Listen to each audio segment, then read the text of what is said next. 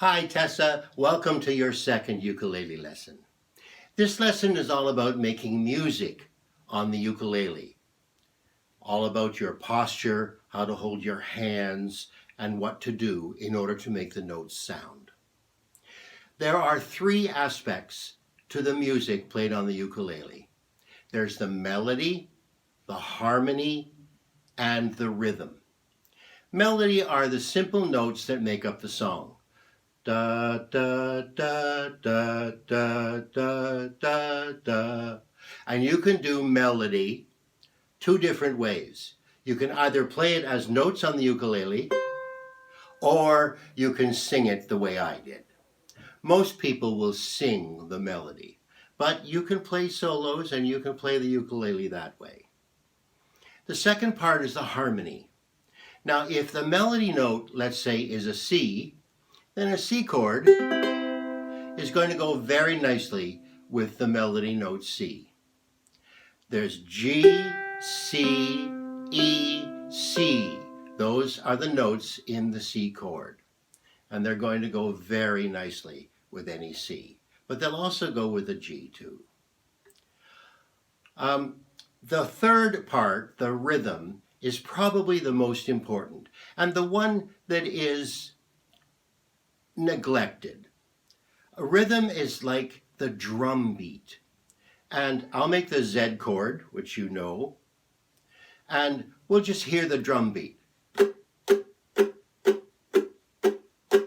Imagine the drum just hitting the single drum going bum, bum, bum, bum, bum, bum, bum, bum. Or you could make it a little faster and hit eighth notes instead of quarters.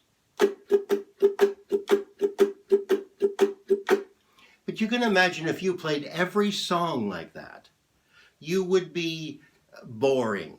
Every song would sound very similar.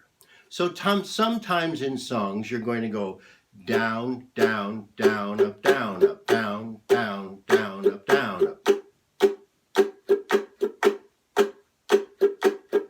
And that's very different from down, down, up, down, down, up, down, down, up, down, down, up.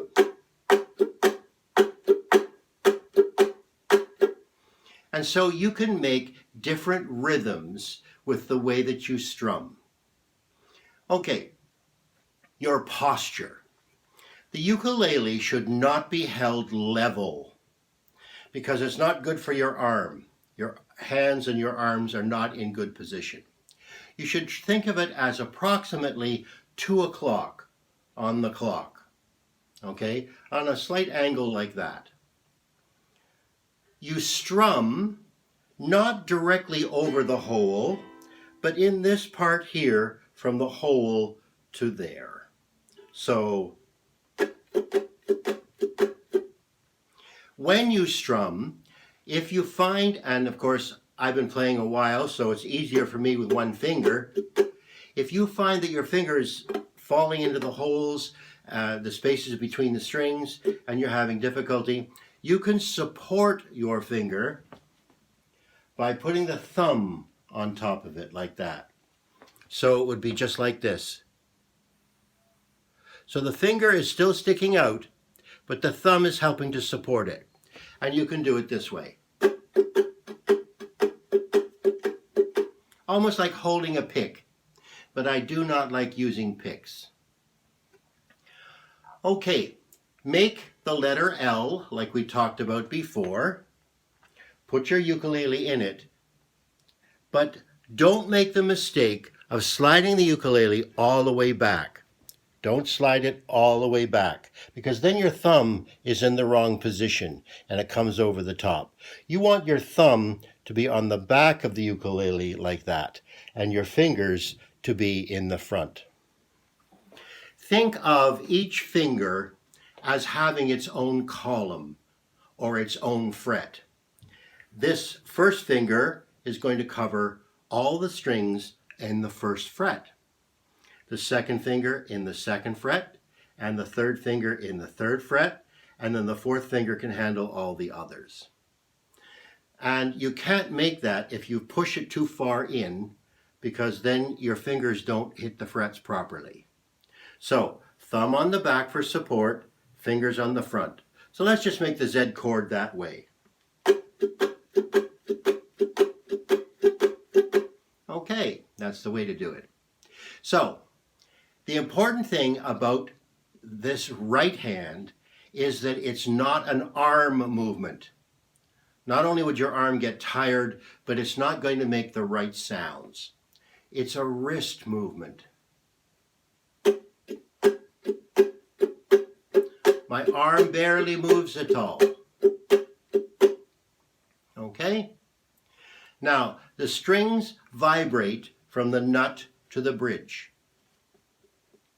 And every time that you depress the string behind a fret, it then vibrates from the fret to the bridge. So you are making the string shorter, and making the string shorter makes a higher note. Okay, so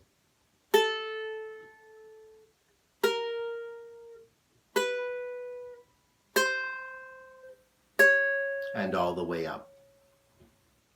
All right, one final thing.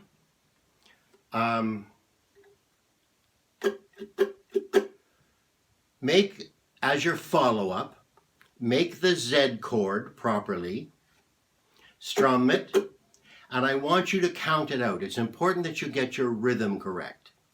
1 and 2 and 3 and 4 and 1 and 2 and 3 and 4 and 1 and 2 and 3 and 4. You could probably sing a song. You could probably sing. You could probably sing a song and make it good. So you can sing whatever you want, but that's your rhythm. And that's what I'd like you to practice. And as soon as you think you have that well, show your parents, and you can go on to the third lesson.